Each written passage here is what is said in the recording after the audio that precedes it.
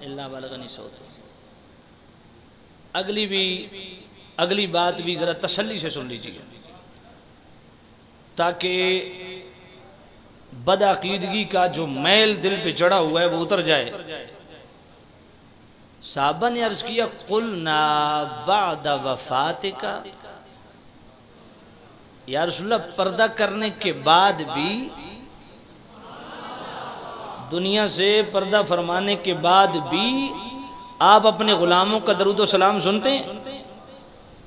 میرے کریم نبی نے فرمایا قال بعد وفاتی، میں پردہ کرنے کے بعد بھی جہاں سے بھی میرا غلام درود و سلام پڑھتا ہے الا بلغنی صوت.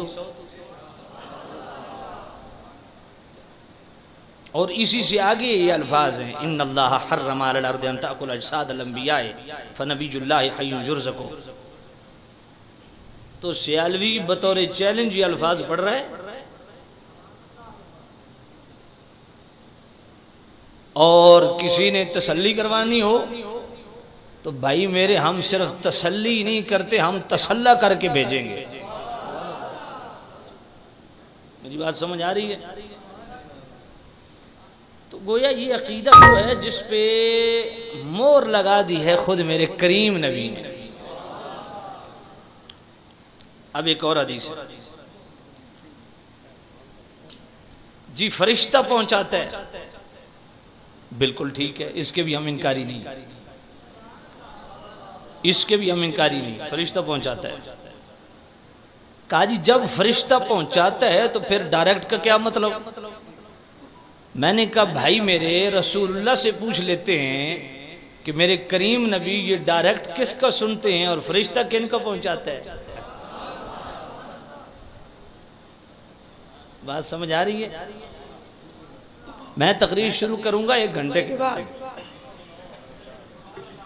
جی، کیونکہ کافی سارے مجھے فون آئے ہیں اور احباب کافی دور سے تشریف لا رہے ہیں، تو ان کو پہنچتے پہنچتے تقریباً پونا گھنٹہ لگے گا. تو انشاءاللہ اس وقت تک کچھ آپ کا ذہن بھی بن جائے گا تقریر سننے کا، اور کچھ شاید پڑوسیوں کو بھی خیال آ جائے کہ بات سننے والی ہے، سننی چاہیے. تو میں خیال عرض کر رہا تھا فرشتہ پہنچاتا ہے، کوئی انکار نہیں، اس سے انکار نہیں ہے، فرشتہ پہنچاتا ہے، انکار نہیں ہے. اب آقا کریم صلی اللہ علیہ وسلم سے پوچھ لیتے ہیں یا رسول اللہ یہ کون لوگ ہیں جن کا آپ خود سنتے ہیں؟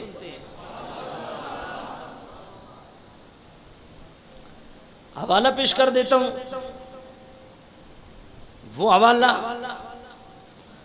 جس کو نہ کوئی حیاتی دیوبندی ٹھکرا سکتا ہے، نہ مماتی دیوبندی ٹھکرا سکتا ہے، نہ کوئی سپہ صحابہ والا ٹھکرا سکتا ہے، نہ جماعت اسلامی والا ٹھکرا سکتا ہے، نہ تبلیغی جماعت والا ٹھکرا سکتا ہے، نہ کوئی دوسرا تیسرا ان کا حامی حمایتی یا بیٹھ کے کوئی ٹھکرا سکتا ہے. کیونکہ ان کے امام اور ان کے محدث خلیل احمد بیٹھوی صاحب نے جو اپنی صفائی کے لیے کتاب لکھ کے یہاں سے ادھر بھیجی عرب میں، المحند علی المفند،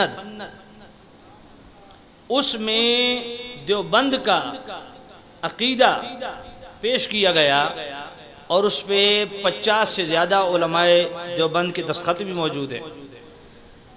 تو خلیل احمد بیٹھوی صاحب نے دلائل الخیرات شریف کے حوالے سے بڑی خوبصورت بات لکھی ہے کہ ہمارے جو بزرگ ہیں، اکابر ہیں، رشید احمد گنگوئی صاحب اور حاجی امداد اللہ صاحب، یہ دونوں ہمارے بزرگ دلائل الخیرات شریف خود بھی اور مریدوں کو بھی، متعلقین کو، متوسلین کو بطور وظیفہ پڑھنے کا حکم دیتے ہیں. المحند علی المفند کے مصنف جو ہیں امام جزولی رحمت اللہ علیہ، یہ وہ سنیوں کا امام ہے کہ 70 سال کے بعد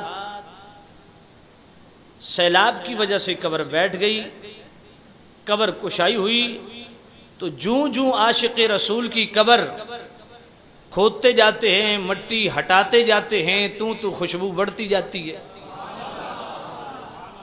جب امام جزولی رحمت اللہ علیہ کا 70 سال کے بعد جسد مبارک باہر نکلا تو چہرہ اتنا تر و تازہ ہے جس طرح گلاب کا پھول ہوتا ہے۔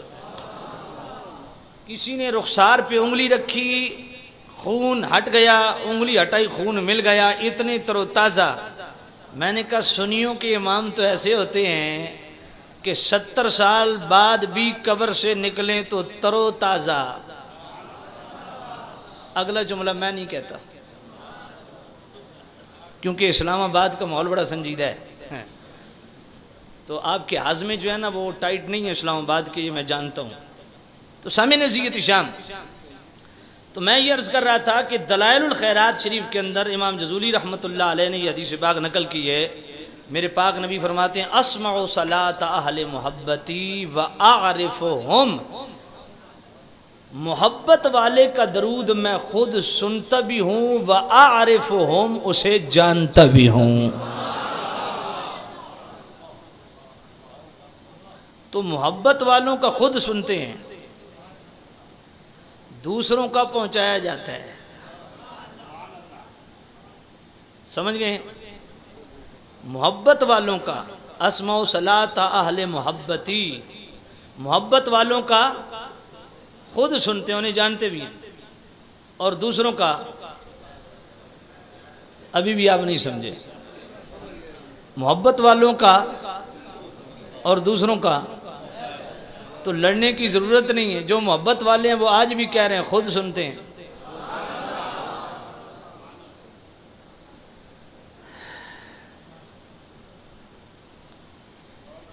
تو محبت والوں کا خود درود و سلام سنتے ہیں، اور محبت والوں کو اسی عقیدے سے پڑھنا چاہیے کہ حضور سنتے ہیں اور سن کے اس کا جواب بھی دیتے ہیں۔ تو سامعین عزیز شام، اب جو لوگ کہتے ہیں فرشتہ پہنچاتا ہے، ان سے پوچھئے فرشتے ہیں کتنے؟ کہیں گے جی ایک۔